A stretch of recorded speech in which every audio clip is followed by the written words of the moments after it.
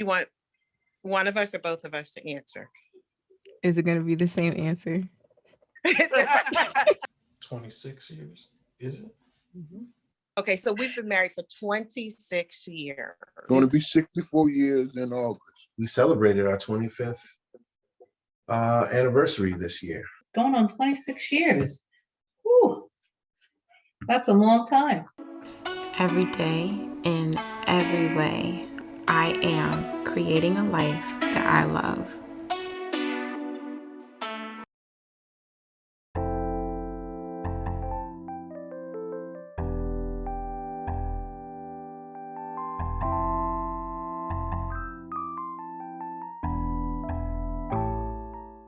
At church.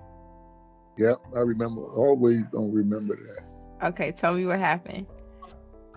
I told my brother that she was gonna be my wife. We met through my friend at the time, his cousin, and I would go to her house and play, and she would call her cousin on the CD. As soon as you saw her? Yep. That is so cute. That was that church. He didn't know what he was saying. Yes, I did. She was the prettiest girl I ever seen. We both attended Kane College, which is now Kane University. I lived on campus, and your Uncle Shane was a commuter. What is that? Is that like the little things? It's like a walkie-talkie, but it had like a... Right. Like that's how truckers used to communicate with each other. We met at a wedding. Oh, my neighbor. Cute. Yeah. So my neighbor actually married his cousin. But I know your mom would come over to Kim's house and she would say, "Hey, Kim, why don't you get your cousin on the phone?" Okay. So from my understanding, he's been looking at me on campus, watching me go by, all that fun stuff, afraid to approach me. And then the day happened that a mutual friend said, let me introduce you to Teresa Wright at the time. And I told my brother, said, she gonna be my wife. And he said, you ain't gonna never see her no more. Said, cause that girl come from down south, you ain't gonna never see her no more. So you stupid. Short of the long story is, I saw him, I said, yes. He had no idea. He's oblivious even to this day of what's going on. I thought my first impression of her was, she was very, she carried herself very well. She dressed appropriately for a college student. I think working at the bank, she always dressed well. She looked like she had her stuff together. And so what happened is I married her on his birthday 4 years later. Almost four years later.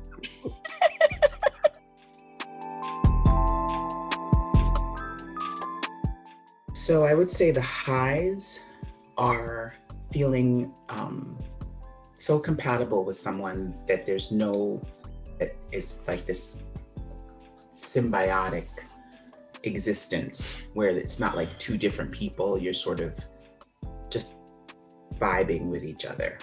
Well, the high is just knowing that you love them. Getting ready to pick up the phone to call the other person and they're already on the line because you just... Before it rings. Yeah, thought of each other at the same time. The highs are when you have somebody that is arguably your biggest cheerleader, the one who is going to support you. And it's the most comfortable, most peaceful feeling when you're in that space with someone that you trust and love and are, happy to be with. We would go to the grocery store separately and pick up the same exact items.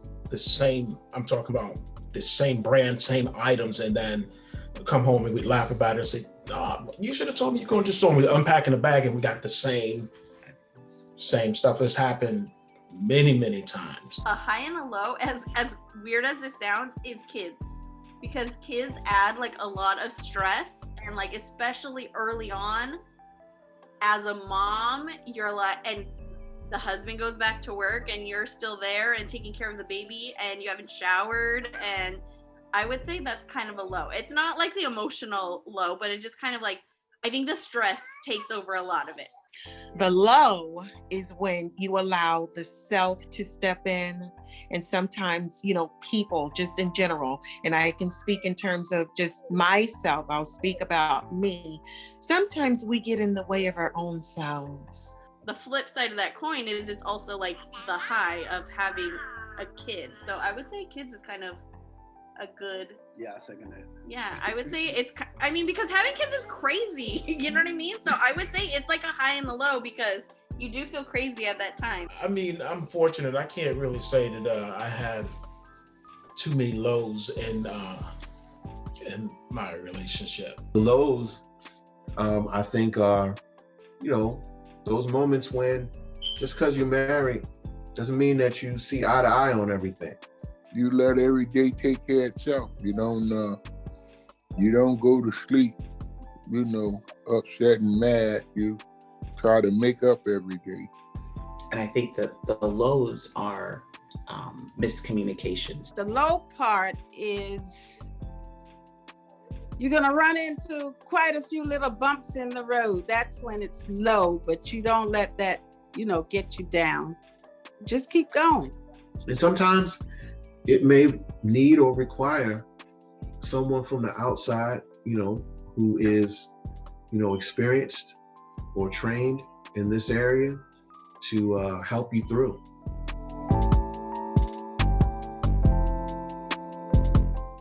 She's always ready to go, you know. Just looking at her. Just looking at her. That's my favorite thing, looking at her and making her laugh. That's my favorite thing. Saying some sweet nothings to her. I just like talking to her. Like whenever we get the chance to like talk, like whether we're watching TV or we just have like 10 minutes, 20 minutes here late at night or whatever, like that's what I like. I would say for me, and it's always been the same, I appreciate his intelligence. Of course, it goes without saying, he's an excellent provider. Well, he's a very good provider. I haven't had no problems at all with that. We never spent no night that we didn't know where we were going to spend the night. So, and that's been almost 64 years. I love that he's like very strong physically. He's very strong. I love his hate to be shallow, but I love his biceps. What I like about him and what I think people need to find in a partner is you need to find your best friend, like someone who you could tell anything to. I think my favorite thing about Teresa is that even in the midst of having a career and going to school, and that requires managing your time and juggling your time, but in the midst of doing that, she prioritizes and puts her family first. It's almost never occasion if I say, I mean, right now, if I say, Lois, you know what, let's jump on the bike and ride up to South Orange. She's gonna be ready to go.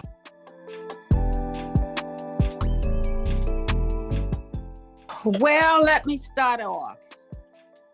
First of all, you got to think of all those F words, a lot of F words in your life, in a marriage.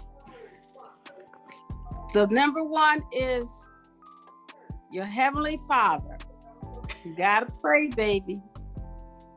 I mean, you got to really put in some prayer. For Shane and I, we continue to date.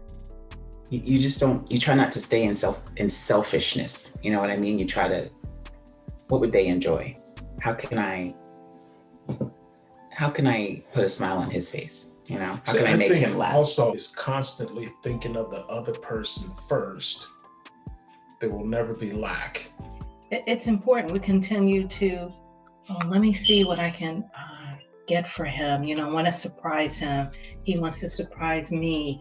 You know, all those things are important because that's what brought us together, that courting, and I still appreciate that. You got to have faith. That's very important. You got to be faithful. You also need to find somebody that you enjoy being intimate with, even after 10, 14 years. What I say is, be honest with one another, and be fair and be honest, and trust. Gotta have trust. I'm gonna also say like respectful communication. Like I say, no fearing, no fighting. Then you got to learn how to forgive and forget.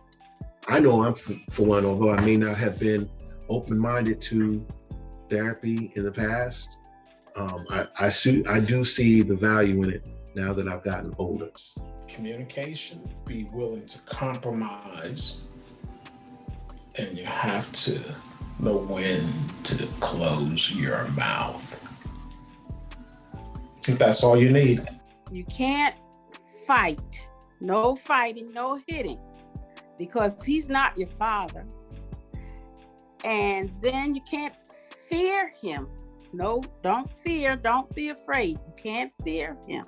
Then it's another one there that's very, very important. But maybe I don't remember that one so good, but it's good. It's important though. What are you laughing at? Anyway, you that's a part of a good marriage. And if you do a few of those things like that, you'll work out pretty good. Everything will be fine. Don't think about that F word, what she forgot about, what she can't remember. You plan, you think about different things you want to do. Yes, the time goes by, but if you are focusing on the years as opposed to the moments, and making those moments important and meaningful and impactful, you won't necessarily think about the years that you're racking up. I'm getting pretty old now. It's been almost 64 years, so it's easy for me to forget. Be fair and be honest. That was the effort she forgot. It's fair. No, that ain't the one she forgot. Yeah, that's it. And she got, it's an F word you can't say on the television.